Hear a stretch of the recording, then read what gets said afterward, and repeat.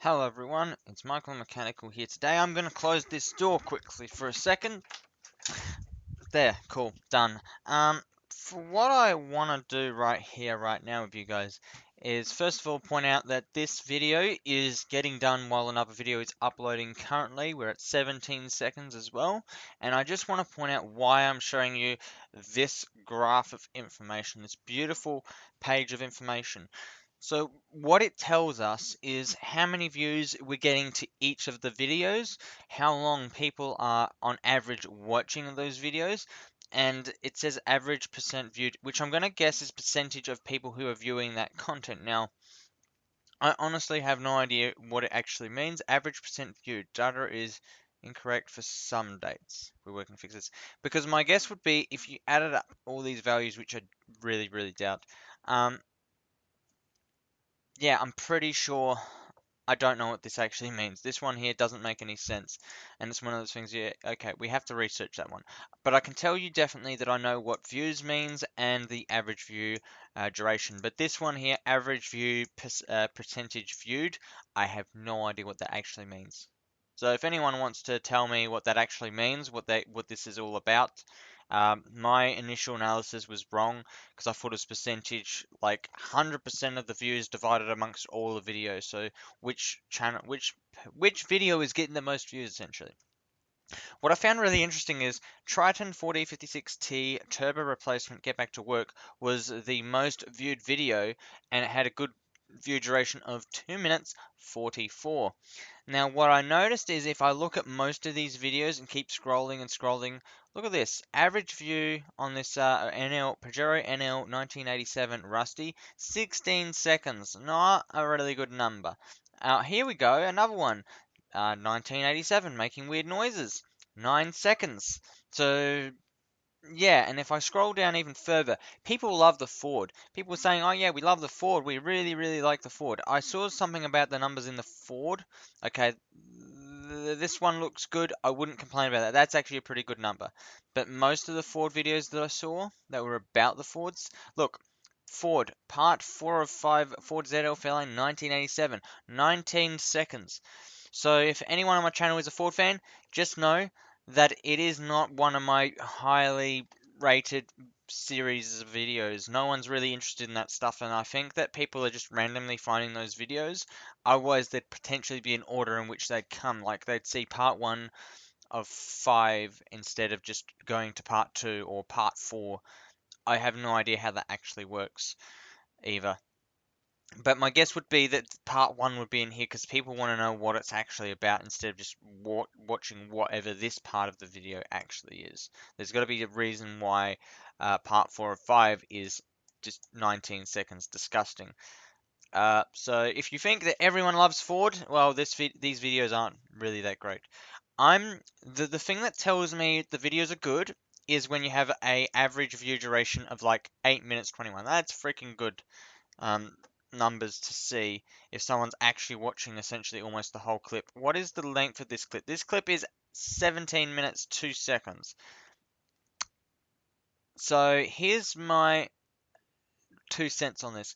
Being that they've only watched it for 8 minutes 21 seconds and this video being about almost 20 minutes, it tells me that this video to some extent was good and then people just dropped off. So the question is, when do people drop off on this video? What is the good part and what is the bad part of this video? When do I start rambling in such a way that it's disgusting? These 12-second videos, obviously it's not what people were wanting to see, so that explains that very easily. Um, it's in, Trident is ready. Now, based on the video length, it's probably not what people expected. It's disgusting of a video. I think if my videos are getting views of about 3 minutes or more, they're good. Anything less than 3 minutes are not actually as good as I would say. This is close to 3 minutes, so I would say that's okay, okay, and anything. Okay, let's just put the ballpark figure here. Anything I can't even give you a ballpark figure because this is really a complicated thing. This video is already 5 minutes and we're talking about this in so much detail and so much depth. It's disgusting how hard this is to get this information out and across. And that's why when you make a video, going in with an action plan is a good idea. I'm gonna eat some brownie while my brain processes some more information, you know?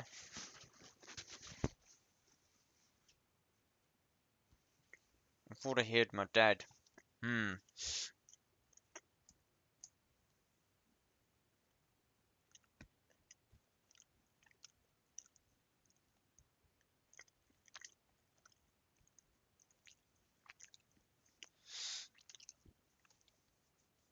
Hmm.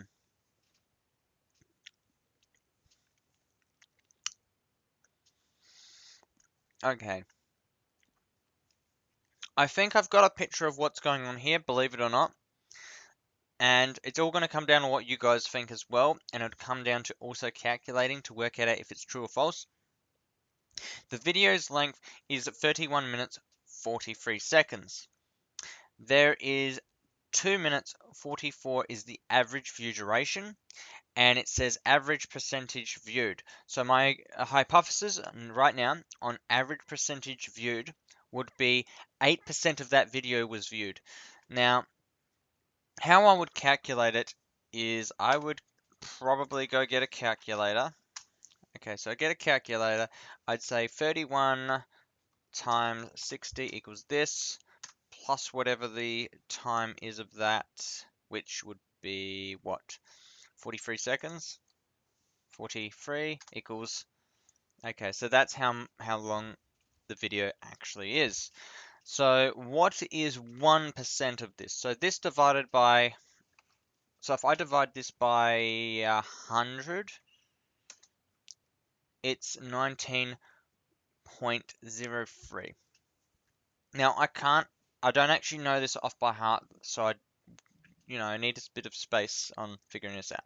If 19.03 equates to 1% of 100, then how do we work this out? So the best that I can do is look at the percentage and times this by 8.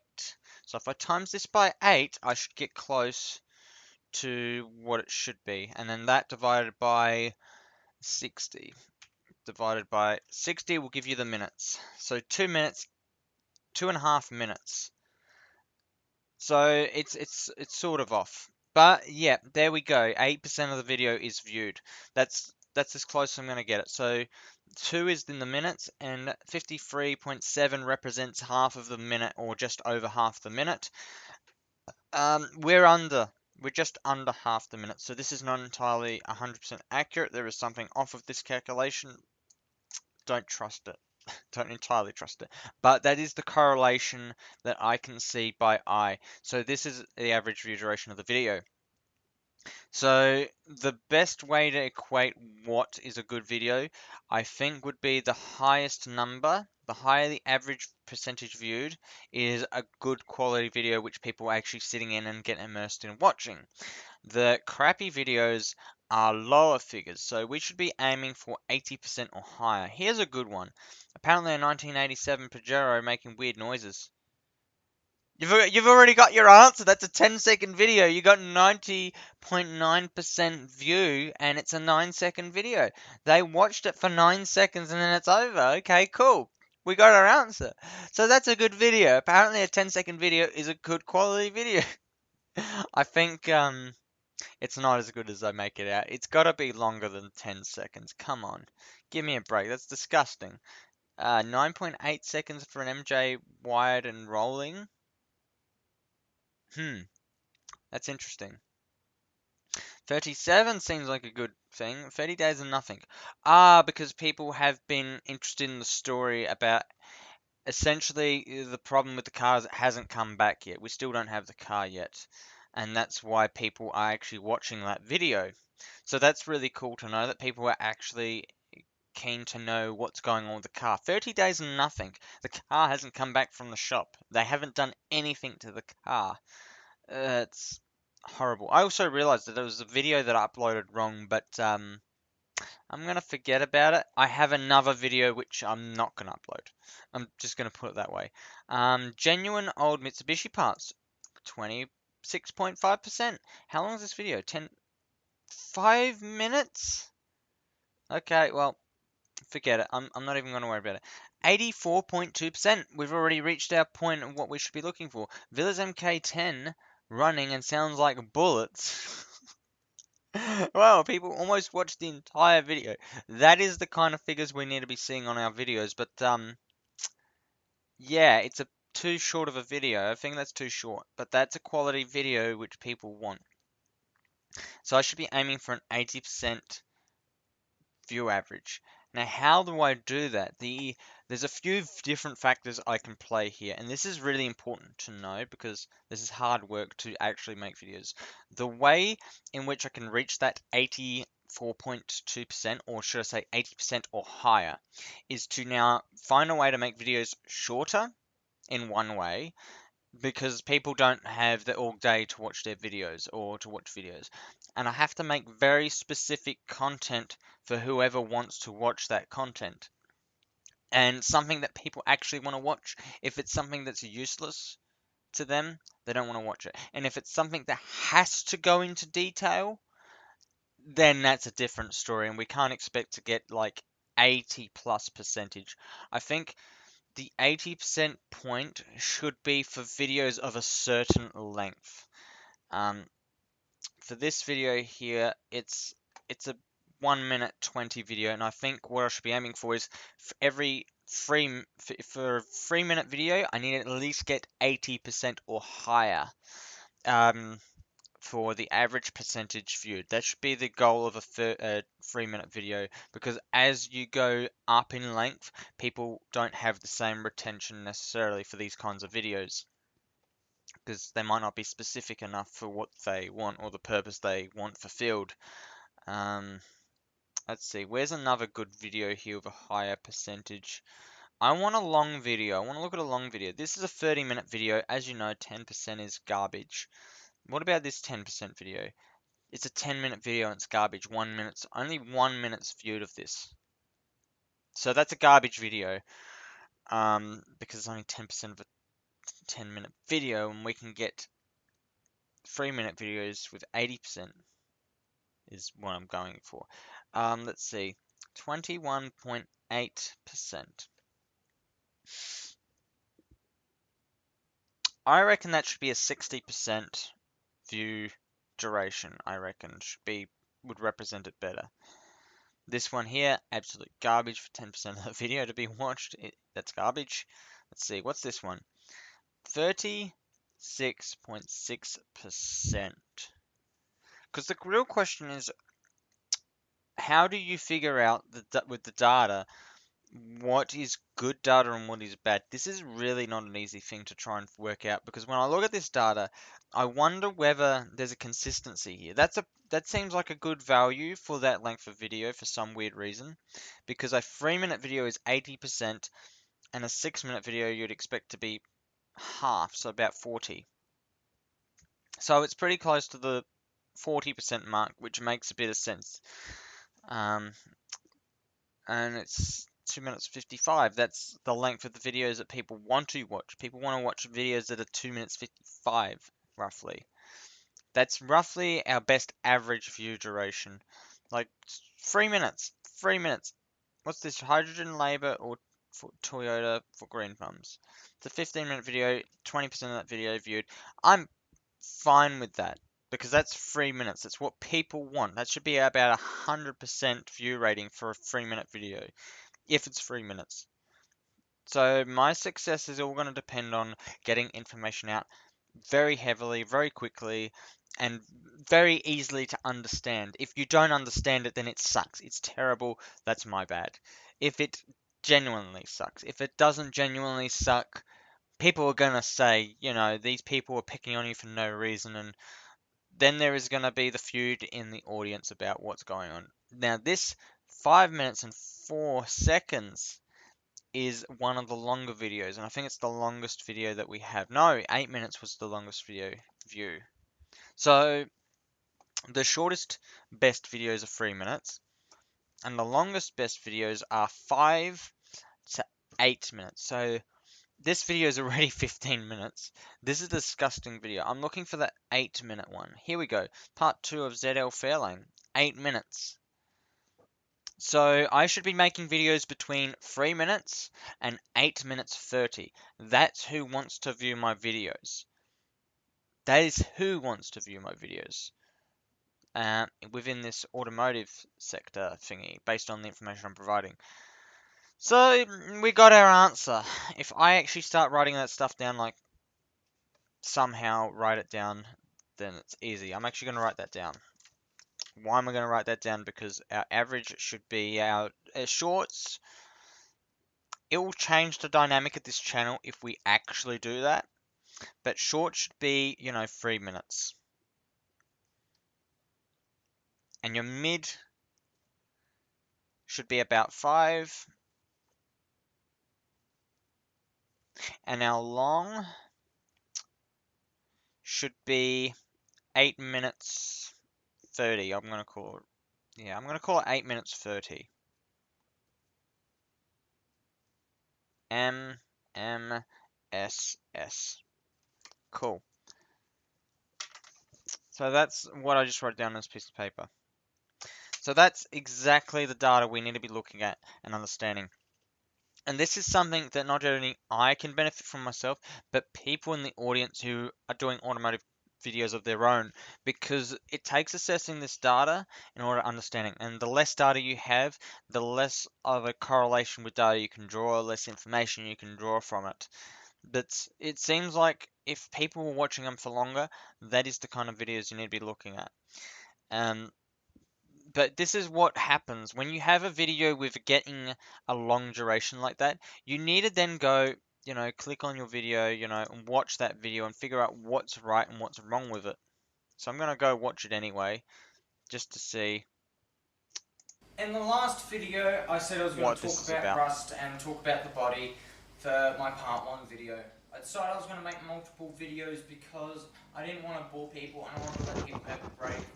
When the video stops, they go have a break and they don't have to worry about getting upset if there's, it's boring them and they can make the decision when to watch the next part of the video. So in this part, I'm going to talk about the components and the parts on this car and what needs to be done to repair a lot of these. Now, this is the rear door window seal, and to be honest, I need a new one because this one is kind of damaged, and I didn't like it when it got damaged a little bit. Sort of got splicing it on the panel on the driver's side, and so I wanted to try and repair that, but I couldn't do it with an iron, so that wasn't successful. There's a little crack here, and I don't know where the cut is, but it was on the driver's side, and it just was something I couldn't successfully repair. So I ended up saying, I can't fix it, I might as well just keep what I've got and deal with it later. So this seal does have damage a little bit on it, and it's upset me, so I decided I'm going to get a new one or something, and I don't know how to deal with that now, but yeah, so now I'm going to put that to the side. Next are some of the door trims. Now this is the driver's door trim, and the reason I'm going to talk about this is because I'm We're very watching this experienced being trapped together inside the car, and I've never touched cars before this, so I didn't know what to expect of this. So my Because story with it's this like door talking panel about seal, if you experiences. can tell there, it's got some history. Now, let me explain. So I'm in the car, hiding from my dad because I was very upset with him. I was upset with a lot of things, and this is actually broken anyway. And I was like very, very upset, and I was hiding in the car to get away from all my problems. So what I did was I went in the car, I locked all the doors, and I let myself calm down. And when I was calm enough that I wanted to get out of the car, like I seriously wanted to get out of the car, I was lucky that I actually used it as like a shed. I put all my tools in the car, that's where all my tools were at the time. We were in the backseat of the car, and I decided I wanted to get out. I went to pull the door handle to open the door and get out, but the problem was the door didn't want to open. I pulled the handle all the way, I pulled it very hard, and I started getting very upset and very stressed that I couldn't get out of the car. Now, what I ended up doing was I ended up getting really stressed and upset, and I was trying to figure out how to get out. I thought to myself I can go through the boot, but then when I thought about it, I didn't have a way of getting in the boot. Well, I could have gotten in the boot, yes, but I didn't have a way of getting out through the boot because the boot, I didn't know how to get out through the boot. I was thinking about it, like, how could I see what I'm doing in the boot if I don't have a light in here? How do I get out of this car if I don't know how to open up the boot mechanism? So I do understand some perspective of what's going on here. So there is a lot of energy in this. There's a lot of storytelling, so that's one other thing. And I think there's some good storytelling here in this part of the video. What the storytelling is essentially putting you in the situation that I was in. So I'm putting you in the situation I was in, explaining where I was, what I was doing, and what luck I had in that situation. Because if I didn't have those things, I'd actually be stuck in that vehicle. And it was only lucky that I had those tools that I was able to get out. And I'm probably going to explain, I haven't actually gotten to that point yet. I'm probably going to explaining how I actually get out of that vehicle using the tools that were there. Like, I don't think I had penetrating fluids in the car at the time for that. I believe I only had screwdrivers and hammers, and I had to smash it, and this hurt my feelings to have to cut that because I didn't know how to get the door open or do whatever. When I cut it, that's when I realized I made a mistake. Those doors are actually messed up right now. I can show you right now if I really wanted to, but I can't because of the camera. I could show you those doors don't actually open anymore. They are literally stuck shut. And people can say all they like about, oh, this is how you open them and this and that. Unfortunately, the reason the doors are actually stuck is for two different reasons. One, there's either too much resistance to which the linkages that are pushing things up and down are flexing. So when you're going to push them down, they like flex and bend, flex and bend. So instead of pushing on the thing like boom, boom, boom, boom, they're going and doing that instead. Then there is the other scenario where um, you could be pushing, you could be doing this, and this is exactly the same problem. What happens is there's so much rust in there, it's like welding the door shut. And the lock internally is rusted so bad that the metal has expanded to the point it's like rust. It's like rust has welded the thing shut. And even when you're able to break the rust, it's still hard because it's filled with garbage and the pivots don't work or nothing. So with a door like that, all you can really do is pull the mechanism apart once you get it out and clean its rust up and get rid of the rust. And you have to maintain those locks really vigorously because otherwise this happens a lot.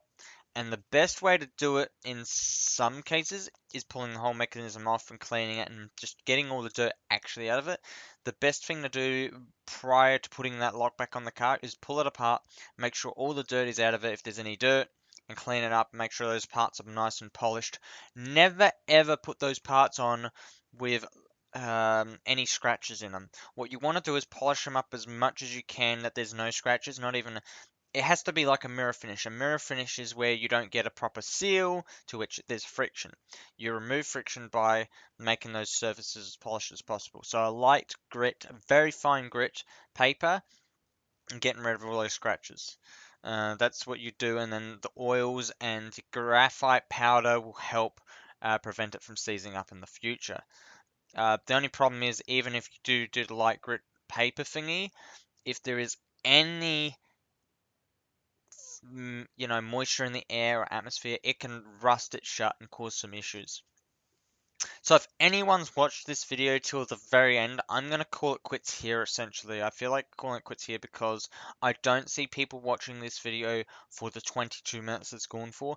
And if you have watched this video for the 22 plus minutes that it's going for, then congratulations to you. Please mention it in the comments below that you've watched the whole video or that you at least saw this part of the video that you see I'm mentioning this, because that tells me who you are, and it gives me an impression of, are you a newcomer or are you someone who's been around for a while with the channel, because I don't have any idea on who the people are that are watching these till the end. All I know is the average view durations are what they are, and that's it. Also, having these two videos back to back like they are makes it so then when you do get to watch this video specifically, it's like, I don't want to watch the whole video, I only want to watch part of it. We need to make our videos based around how people's lives are going, and we need to get straight to the point of the problem. I found that, I gotta admit, business model wise, I was thinking about making another channel for specifically this very, very reason. I don't have all the time in the world, and I don't want to waste my time watching through freaking 20-minute videos for information. So what I realized is I need to put together a series, and what I needed to have a one video that's the longest video, talking about the overall arc of what's going to go through this chapter of videos, and then I need to have each part of the video as its own sort of segment, and then showing how to make that segment work in two different parts. One is showing how to actually set it up fast and efficiently, and the other is showing that it actually exists. And the easiest way to get the information across as smoothly as possible is to have rehearsed information. And that makes it as easy and smooth as possible in which to understand what you're doing. And the problem is, within the automotive world and what stuff I do, to be 100% honest, I don't have the time to do it. So this stuff, even though I'm sharing this information and it's like, oh, well, why don't you do it yourself? The literal reason why I can't make these videos as short as I do is because you have time constraints of having to get your car back on the road sometimes, and it's like really important to get it done. because you need that car as a daily. If you're working on your daily, it's too hard to shorten those clips down. When it's a project car, then you have all the time in the world to really focus on the small points and focus on little things. Otherwise, the videos I've been doing, they're so freaking broad. They're like, oh my god, I gotta hug you with this information, and then you're like, you know, too much information, mate. This is disgusting. This is a horrible video. But yeah, I get the point. There's enough information here to tell me why things are failing and where things are good and where things are bad. Good storytelling is one of the critical things I can see here that is a very important piece of information to draw from this. Don't, you know, don't try to put the person in a position to be like, make them know everything. Put them in a position where they're in this scenario, and then gives them a reason to stick around for how to do the thing that you're intending to do in some cases. But the smaller that part of the video is about putting them in that situation, now let's get to it. Uh, that is going to be critical and very important. So I think I'll do that for my next channel in terms of making some videos once I've made some really cool stuff and once I've learned how to do stuff, and I'll document things as I can go so it just makes things easier to do. Be the guy who knows my stuff. Except I'm not, I don't know my stuff. Oh my gosh, no. Please don't put that responsibility too heavily on me because I can't take it. Also, here's another problem. People have liked the other videos and said, yeah, I really like this video. Look at this video. 2 thumbs down, 3 thumbs up. I'm not really sure. It's probably uh, Ford v Holden. That's my best assumption. That's an assumption. I can't actually guess what the result is or anything. People think what they think. Anyway, guys, thank you for watching. I'm gonna let you guys go, and I'm gonna focus on some other stuff at the moment. So thank you all for watching. I'm Michael Mechanical. I'm signing off. I'm gonna let you guys go. Get together, guys, and enjoy your videos. Take care. Bye.